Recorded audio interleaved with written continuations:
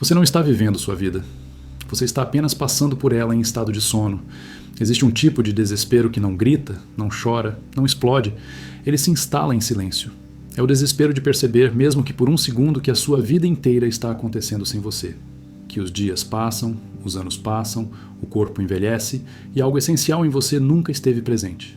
Você acorda, trabalha, reage, se distrai, dorme e chama isso de vida. Mas por dentro existe uma sensação incômoda, quase vergonhosa, de que tudo isso é automático demais. De que você vive como uma máquina, de que algo em você está ausente. Esse é o choque inicial, a suspeita de que você dorme acordado.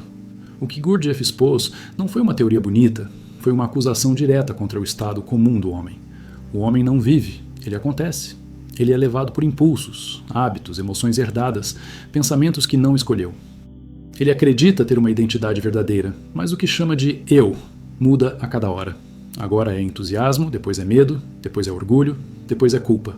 Qual deles é você? Nenhum. Isso é a falsa identidade, a personalidade mecânica construída por imitação, condicionamento e medo. A essência, aquilo que você realmente é, permanece subdesenvolvida, esquecida, soterrada sob camadas de ilusão. O desespero cresce porque agora você não pode mais fingir que não vê. Antes havia distração suficiente para anestesiar a sensação de vazio. Agora não. Algo em você percebe que os dias passam rápido demais, que as semanas se confundem, que os anos escorrem como água entre os dedos e que você esteve ausente em quase todos eles. Você esteve fisicamente presente, mas interiormente adormecido. E essa percepção não traz alívio, traz peso. Um peso silencioso, porque ninguém ao redor parece perceber o mesmo. O mundo inteiro corre, fala, consome, reage, como se isso fosse normal. E é justamente isso que torna tudo ainda mais perturbador. O sono é coletivo. Você começa a notar que acorda já cansado, não do corpo, mas da repetição. As mesmas emoções, os mesmos pensamentos, as mesmas reações previsíveis. A máquina se liga sozinha. Você não escolhe começar o dia daquele jeito, ele simplesmente começa. A mente puxa lembranças, preocupações, fantasias. O corpo responde automaticamente. E você chama isso de eu. Mas no fundo, algo em você começa a perceber que esse eu não tem centro, não tem continuidade, não tem presença real. Ele surge e desaparece como fumaça, enquanto a vida continua passando. O desespero se aprofunda quando você percebe que até aquilo que você chamava de vontade própria é mecânico.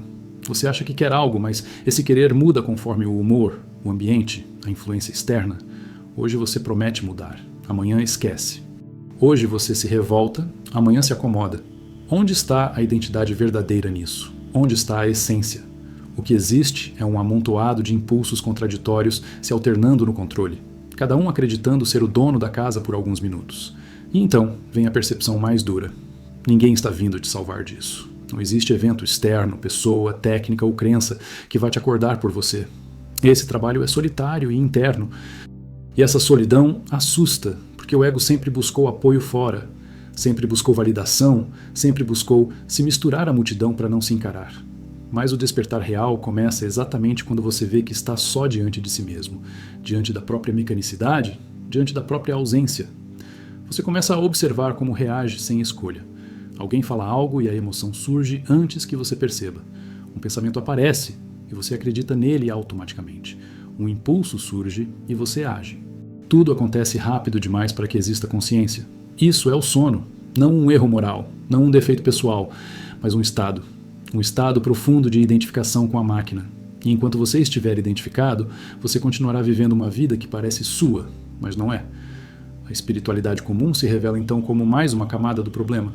Palavras bonitas, ideias elevadas, promessas de paz, tudo isso pode funcionar como calmante para a consciência inquieta. Mas calmante não desperta, apenas adia. Gurdjieff foi implacável nesse ponto porque sabia que o maior inimigo do despertar não é o sofrimento, é o conforto inconsciente. É a sensação de está tudo bem, enquanto a vida passa em vão. O desespero cresce porque você começa a sentir o tempo de forma diferente. Não como relógio, mas como perda. Cada momento em que você não está presente é um momento que não volta. Cada reação mecânica é um pedaço de vida entregue à máquina. E isso cria uma tensão interna quase insuportável, porque agora você sabe que poderia estar mais desperto, mas não consegue manter esse estado. Você lembra de si por alguns segundos e esquece de novo. Lembra e cai outra vez. E isso dói. Esse ciclo de lembrar e esquecer revela algo cruel. O sono não é superficial, ele é estrutural. Ele está enraizado no corpo, nas emoções, na mente. Não basta querer acordar. O querer também é mecânico. É por isso que o trabalho é difícil, lento, desconfortável. Porque você está lutando contra a própria estrutura que sustenta a falsa identidade. Cada pequeno momento de presença ameaça o ego, ameaça a máquina, ameaça o personagem que você acredita ser. Você começa a perceber que a maior parte das suas falas é automática, que suas opiniões são repetidas, que suas certezas foram herdadas. Até suas revoltas seguem padrões previsíveis. Isso não gera humildade, gera choque. Porque desmonta a tua imagem heróica que você tinha de si mesmo. Mostra que você não é tão livre quanto pensava, que você é conduzido por forças internas que não controla, que sua vida foi, em grande parte, vivida no escuro. Escreva nos comentários agora. Eu não quero mais viver dormindo. Se esse choque já tocou você, torne-se membro do canal para acessar os conteúdos que não existem para quem prefere continuar confortável. O desespero também vem da percepção de que o mundo moderno é uma fábrica de sono. Tudo estimula a dispersão, a reação, a identificação constante com estímulos externos. Não há espaço para silêncio, para presença, para lembrança de si. E quando há, você foge. Pega o celular, liga algo, ocupa a mente, porque o silêncio começa a revelar demais. Ele mostra o vazio deixado pela ausência da essência. Aos poucos, você começa a sentir um cansaço diferente. Não é físico, é existencial. Um cansaço de repetir os mesmos movimentos internos. Um cansaço de viver como máquina.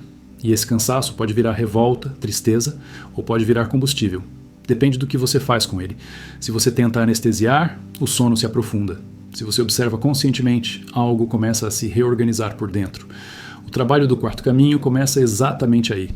Não em crenças, mas na observação direta do próprio sono. Ver-se dormindo, ver-se reagindo, ver-se identificando, sem justificar, sem condenar, sem romantizar. Apenas ver.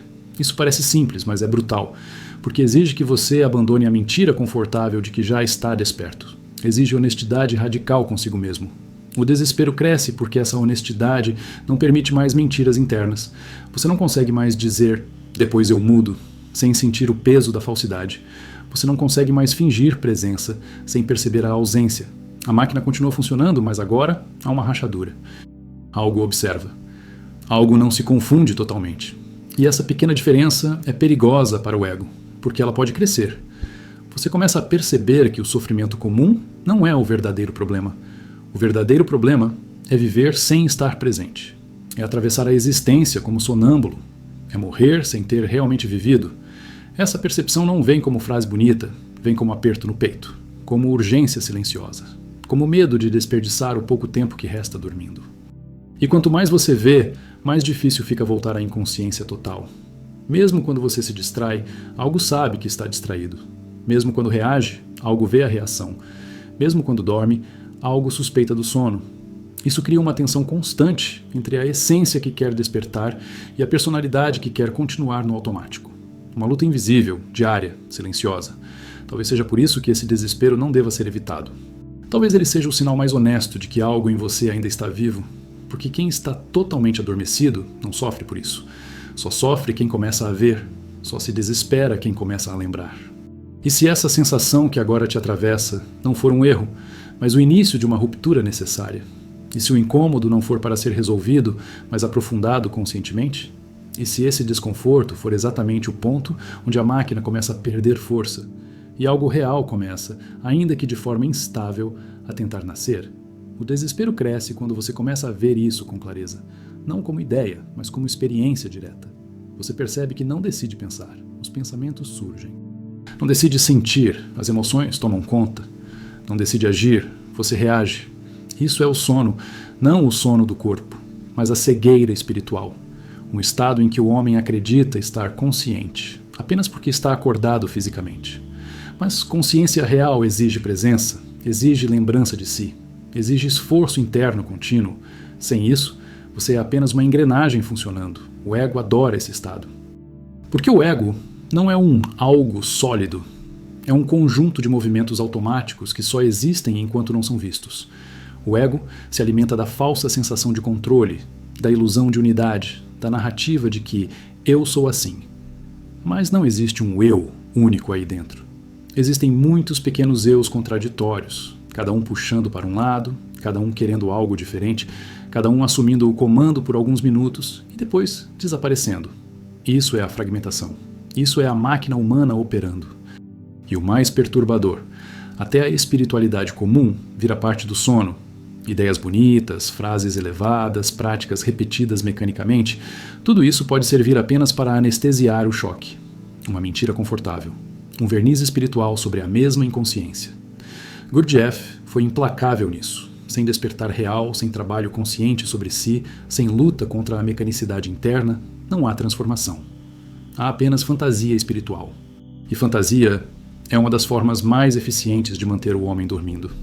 O véu da ilusão começa a rasgar quando você percebe que sua vida inteira foi vivida em piloto automático, que suas escolhas foram reações, que seus valores foram herdados, que sua identidade foi montada.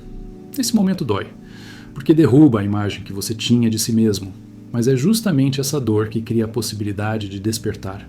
Sem choque, não há lembrança de si. Sem desconforto, não há movimento real. O homem só começa a buscar quando o sofrimento deixa de ser apenas externo e se torna interno, existencial. Despertar, no sentido do quarto caminho, não é sentir paz, nem ter experiências místicas, nem acreditar em algo novo. É ver a própria ausência, é perceber o quanto você não está aqui. É notar, repetidas vezes, que você esquece de si mesmo o tempo todo. E mesmo assim continuar tentando lembrar. Lembrar do corpo, lembrar da respiração, lembrar da presença. Pequenos instantes de lucidez em meio ao sono. Isso não é confortável. Isso não massageia o ego. Isso o ameaça. Quanto mais você observa, mais claro fica. A máquina não quer despertar. Ela quer repetir.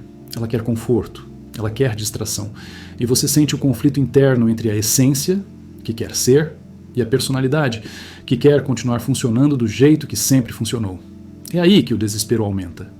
Porque agora você sabe. E saber sem agir dói mais do que não saber. A ignorância era confortável.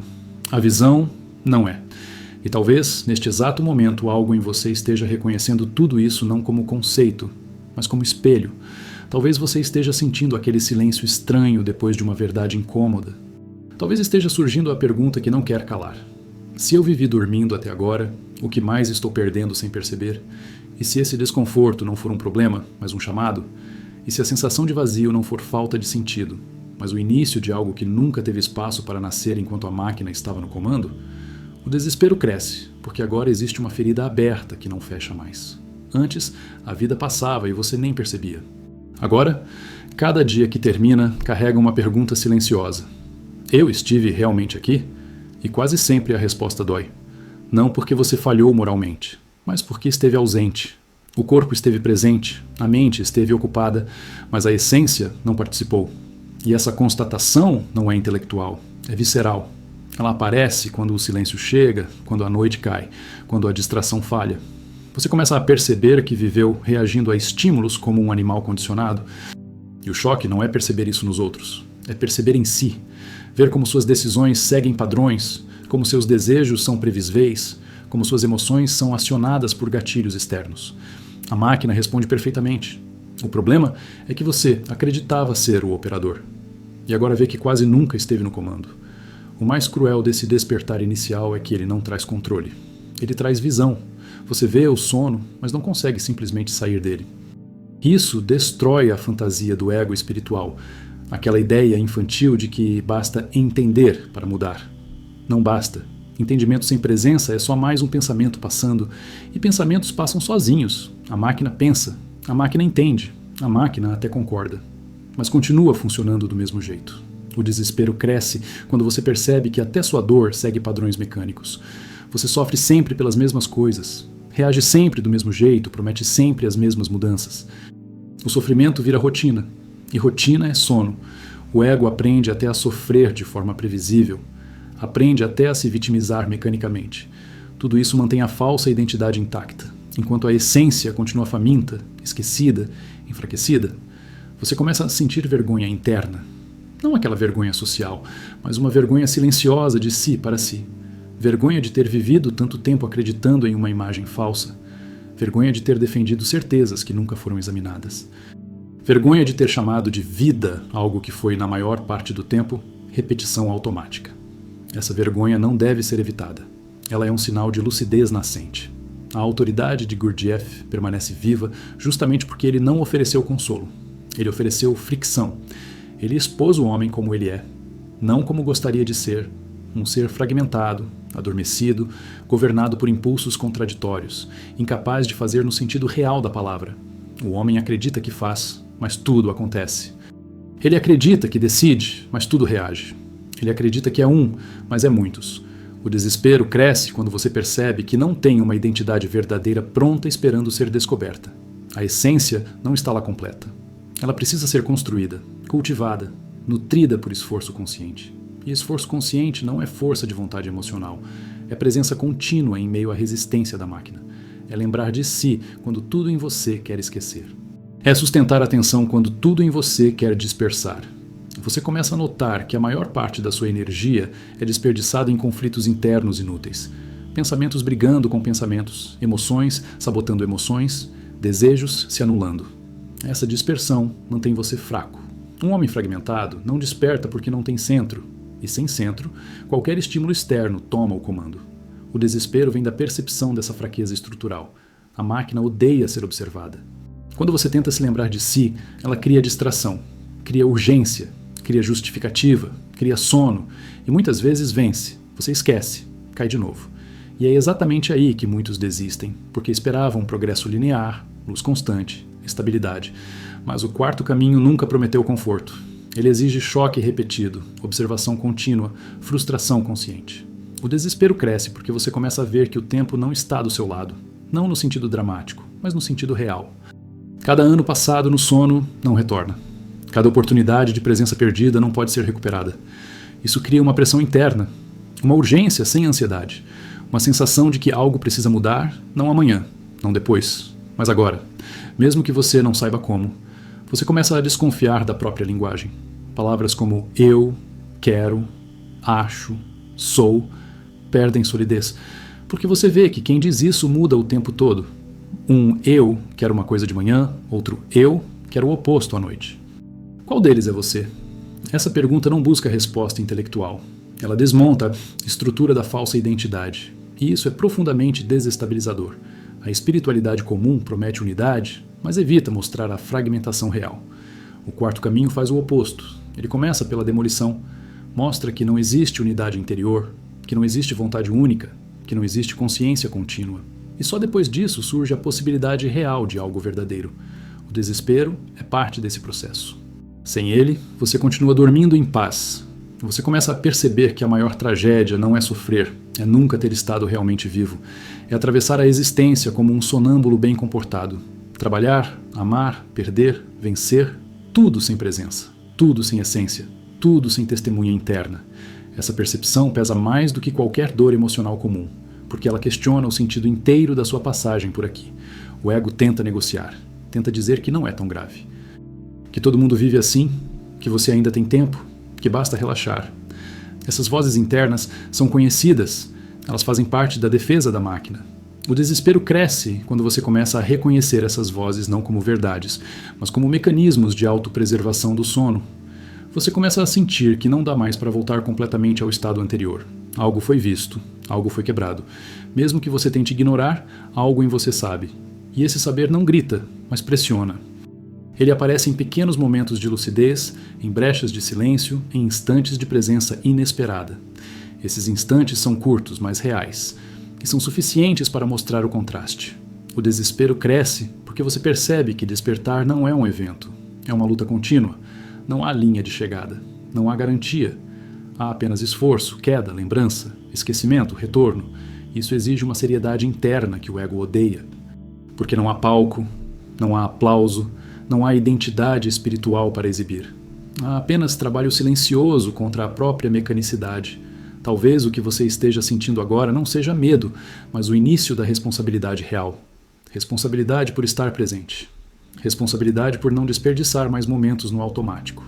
Responsabilidade por não se esconder atrás de desculpas internas.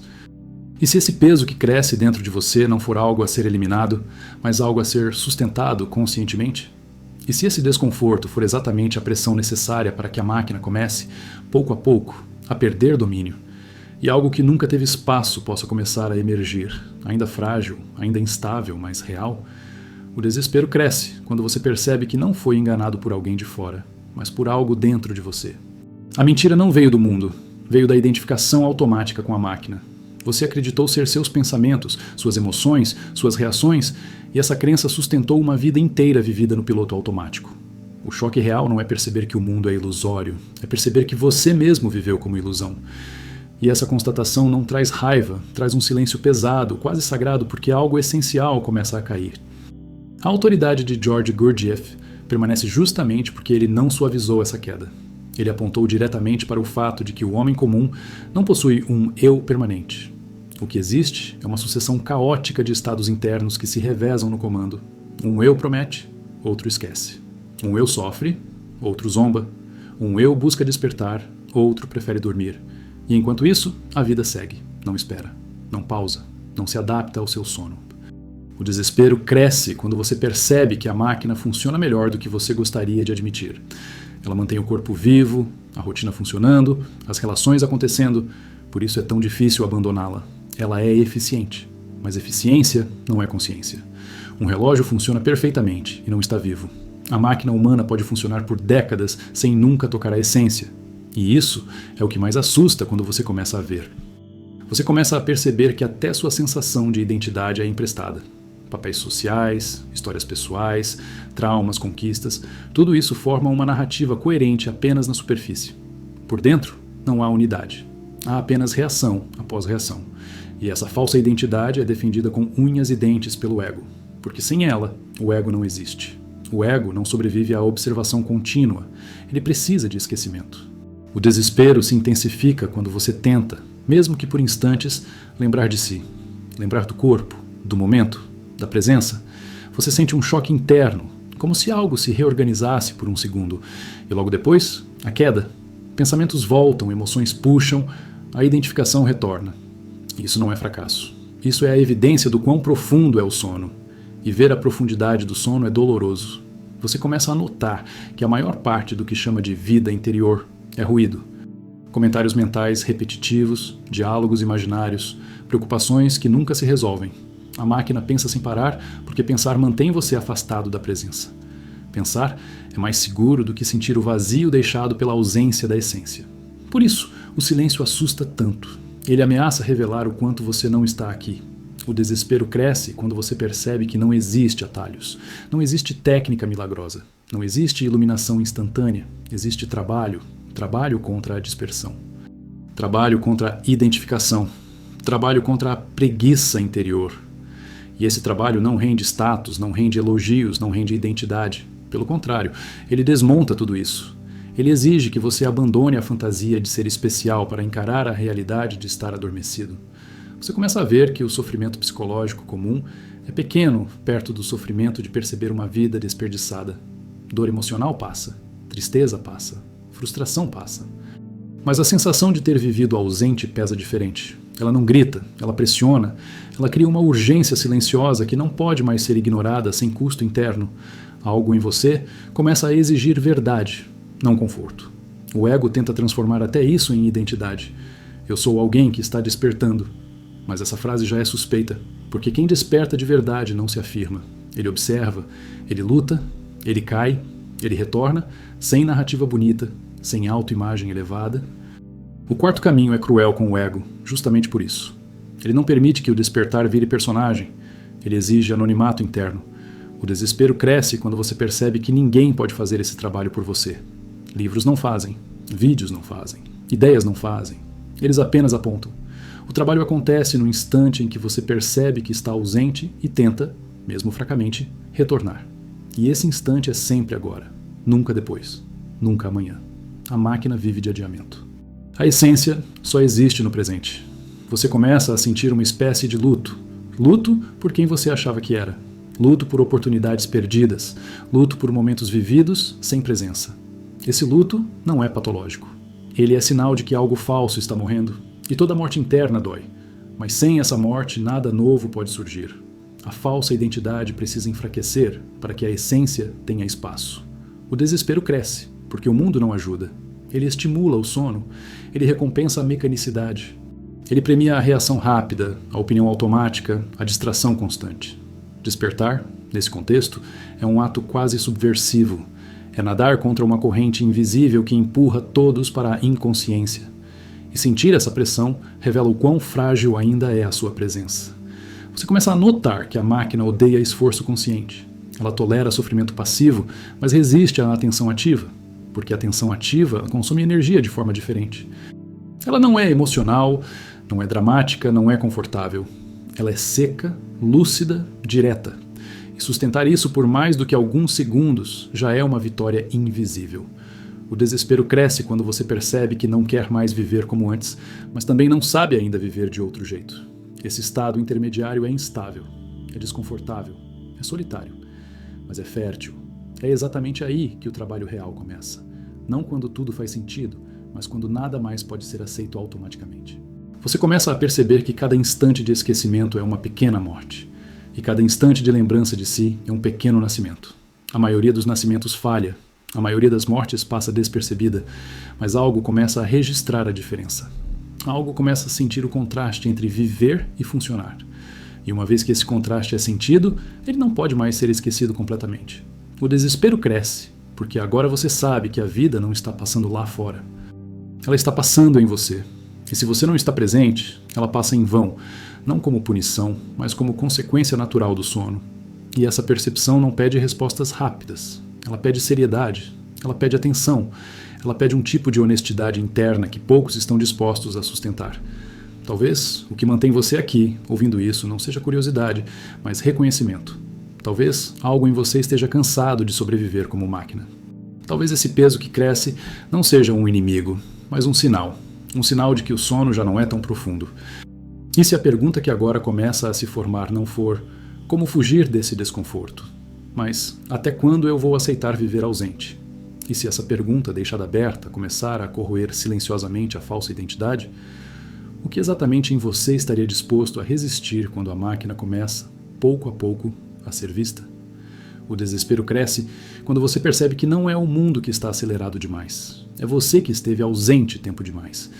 O tempo sempre passou no mesmo ritmo. O que mudou foi a sua percepção. Agora cada dia parece curto porque você não esteve dentro dele. Você passou por ele, como alguém que atravessa uma paisagem olhando para o celular e depois percebe que não lembra de nada do caminho. A vida inteira pode ser vivida assim, atravessada, mas não habitada. Você começa a sentir que algo em você está atrasado, não em relação aos outros, mas em relação a si mesmo, como se houvesse um atraso existencial acumulado. Décadas de sono criam uma dívida interna. Não financeira, não social, mas ontológica. Uma dívida de presença. E essa dívida cobra juros silenciosos, ansiedade difusa, vazio sem nome, irritação sem causa clara, uma sensação constante de que algo essencial está fora do lugar. O desespero cresce, porque você percebe que sempre esteve esperando algo acontecer para começar a viver. Um evento, uma mudança externa, uma condição ideal. Mas agora fica claro que essa espera também era sono. A máquina adora esperar. Esperar é uma forma elegante de não estar presente. Enquanto você espera, ela continua operando. E a essência continua adiada. Você começa a notar como sua atenção é sequestrada o tempo todo. Não apenas por telas, mas por pensamentos. O pensamento é a distração mais eficiente. Ele cria a sensação de movimento interno sem presença real. Você pensa sobre a vida em vez de estar na vida. Pensa sobre mudar em vez de mudar. Pensa sobre despertar em vez de se lembrar de si. E isso mantém tudo exatamente como está. O desespero cresce quando você percebe que até sua memória é mecânica. Você lembra do que reforça sua narrativa e esquece do resto. Lembra do que justifica o ego e ignora o que o ameaça. A máquina organiza o passado para manter a falsa identidade intacta. E enquanto isso, o presente passa despercebido. Sempre despercebido. Você começa a sentir que algo em você está cansado de histórias. Histórias pessoais, histórias espirituais, histórias de superação. Todas elas começam a soar ocas quando confrontadas com a ausência de presença real, porque nenhuma história substitui o fato bruto de estar ou não estar consciente agora. Nenhuma narrativa compensa uma vida vivida dormindo. O desespero cresce quando você percebe que não há garantias. Não há promessa de que você vai conseguir despertar. Não há segurança de que o esforço dará frutos. O quarto caminho nunca ofereceu isso. Ele apenas expôs a realidade. Ou você trabalha contra o sono, ou o sono te engole. Não como punição, mas como lei natural. A máquina sempre vence quando não é observada. Você começa a perceber que sua energia vital é constantemente drenada por conflitos internos inúteis. Pensar demais, reagir demais, imaginar demais. Tudo isso consome força que poderia ser usada para a presença. Um homem cansado não desperta. Um homem disperso não desperta. E perceber o quanto você está cansado e disperso é parte do desespero necessário. O desespero cresce quando você percebe que não pode mais se esconder atrás da ignorância. Antes você não sabia. Agora você sabe que não sabe estar presente. Essa diferença muda tudo, porque agora cada ato mecânico carrega um peso maior. Cada reação automática é vista, cada esquecimento de si é registrado. E isso cria uma tensão constante entre o que você é e o que poderia ser. Você começa a notar que a máquina usa até suas melhores intenções contra você. Ela transforma o desejo de despertar em mais um objeto de identificação. Eu sou alguém que busca. Eu sou alguém consciente. Essas frases soam bonitas, mas escondem a mesma ausência, porque buscar não é estar, e a máquina adora buscar indefinidamente. O desespero cresce quando você percebe que a essência não pode ser pensada, apenas sentida na presença. E quando você tenta sentir, encontra silêncio, vazio, fragilidade. Nada de grandioso, nada de místico. Apenas uma sensação crua de estar aqui, agora, sem suporte da narrativa mental. E isso assusta porque o ego vive de narrativa. Sem ela, ele enfraquece. Você começa a perceber que viver dormindo é socialmente aceito, até incentivado. Ninguém estranha sua ausência interior. Ninguém cobra sua presença real. Pelo contrário, quanto mais automático você é, mais previsível, mais fácil de lidar. Despertar cria atrito, cria estranhamento, cria isolamento interno, e essa solidão faz parte do processo. O desespero cresce quando você percebe que não pode terceirizar esse trabalho. Não pode delegar, não pode copiar. Cada tentativa de imitar alguém desperto vira nova máscara. O trabalho é íntimo, silencioso, intransferível, e essa responsabilidade pesa, porque não há para quem reclamar, não há para quem culpar. Você começa a sentir que a sua vida inteira foi vivida em um nível superficial de experiência. Emoções sentidas pela metade. Relações vividas pela metade. Momentos atravessados sem profundidade. Não porque você não quis, mas porque não estava presente o suficiente para ir mais fundo. Essa percepção não gera culpa moral, gera tristeza lúcida. O desespero cresce quando você percebe que o sono não acaba sozinho. Ele não se dissolve com o tempo. Pelo contrário, ele se solidifica. Quanto mais tempo dormindo, mais natural o sono parece. Mais estranho parece o esforço consciente. E perceber isso cedo ou tarde faz toda a diferença, porque depois de certo ponto, a máquina se fecha quase completamente. Você começa a notar que cada instante de lembrança de si, por menor que seja, tem um sabor diferente. Um sabor seco, simples, real. E cada retorno ao sono tem um gosto amargo de perda. Essa comparação constante aumenta o desespero, mas também afina o discernimento. Você começa a saber, no corpo, quando está presente e quando não está. O desespero cresce porque você percebe que não quer mais apenas existir. Existir como máquina não basta mais. Trabalhar, consumir, reagir, repetir não basta mais. Algo em você exige qualidade de presença. Exige realidade, exige essência. E essa exigência não pode mais ser silenciada sem consequências internas. Você começa a perceber que o medo não é do despertar, mas do que ele exige deixar para trás. A falsa identidade, os hábitos mecânicos, as certezas confortáveis. Despertar custa caro. Ele cobra a morte gradual do personagem. E a máquina luta com tudo o que tem para sobreviver. O desespero cresce porque você sente que está em um ponto sem retorno confortável. Não dá mais para dormir em paz, mas ainda não dá para estar desperto com estabilidade. Esse território intermediário é instável, tenso, vivo. É onde o trabalho real acontece. E permanecer nele exige coragem silenciosa. E talvez, enquanto esse peso cresce, algo em você esteja começando a entender que esse desespero não é um erro de percurso, mas o próprio sinal de que o sono foi ferido, que a máquina foi vista. E se essa ferida não cicatrizar como antes, se esse incômodo continuar pressionando, até que ponto a falsa identidade consegue resistir quando já não pode mais se esconder completamente da própria ausência? Se este vídeo te incomodou, não foi por acaso. O desconforto é o único sinal honesto de que algo em você ainda não morreu no sono. Quem está totalmente adormecido não se sente exposto, não se sente visto, não se sente atingido. O choque é a evidência de que a máquina foi tocada. Este canal existe para não deixar o choque desaparecer, para não permitir que você volte a dormir em paz depois de perceber que sua vida pode estar passando em vão. Torne-se membro do canal para acessar conteúdos que não são feitos para entreter, mas para pressionar sua consciência até onde ela normalmente foge. Inscreva-se se você sente que não quer mais viver como máquina. Comente o que mais te atingiu. Não para se explicar, mas para marcar presença. Aqui nada é confortável. Aqui tudo é confronto. E a pergunta que fica aberta não é se você gostou do vídeo, é quanto tempo ainda você vai aceitar viver dormindo.